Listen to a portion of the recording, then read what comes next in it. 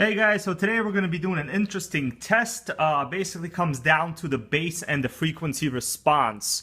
I have two speakers here. This is the AIWA Exos-9. You can look at some of the specs right here in this little piece of paper I wrote out. And on the right here, we have the Harmon Kardon AURA Studio.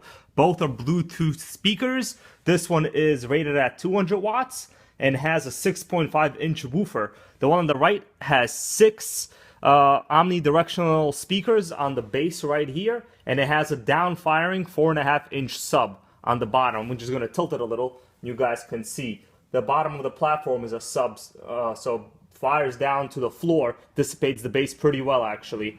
In terms of what we're going to be testing, we're going to run a simple hertz test. We're going to see how low they can go. So the one on the left here, the AIWA, they claim that it can go from 40 hertz to 20,000.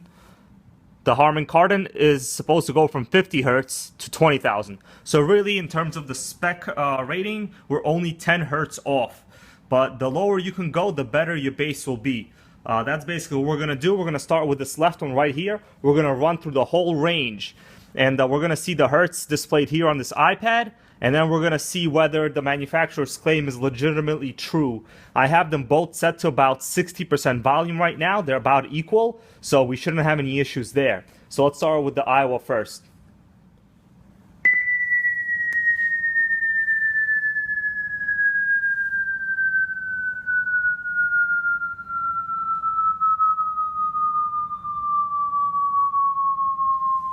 And as it keeps going, I hope you guys can hear it pretty well, but I'll also point out at the moment where I physically notice that there's no more sound coming from the speaker.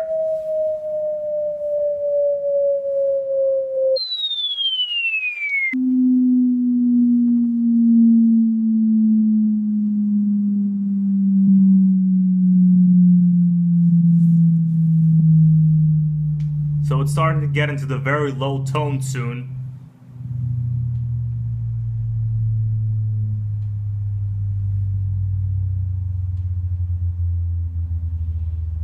You can hear some vibration here in the background where I'm standing.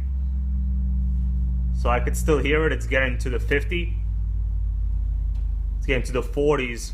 I could still hear it. I could still hear it. And I would say about here is where you can't hear it. I'm going to play a little bit more so we can hear a little bit of the noise. So I could still hear it. So I would say at about 30. No, I got nothing. At basically 30 hertz, I heard absolutely nothing at that point. So we know that it generates a little bit lower than the 40 hertz that they say it does. So let's now try out this Harmon Kardon here.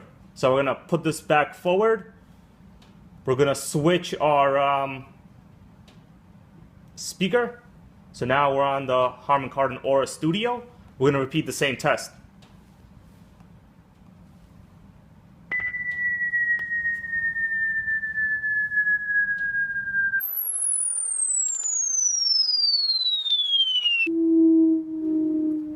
This seems a little bit louder at these frequencies compared to the AIWA. Let's see how low it can go.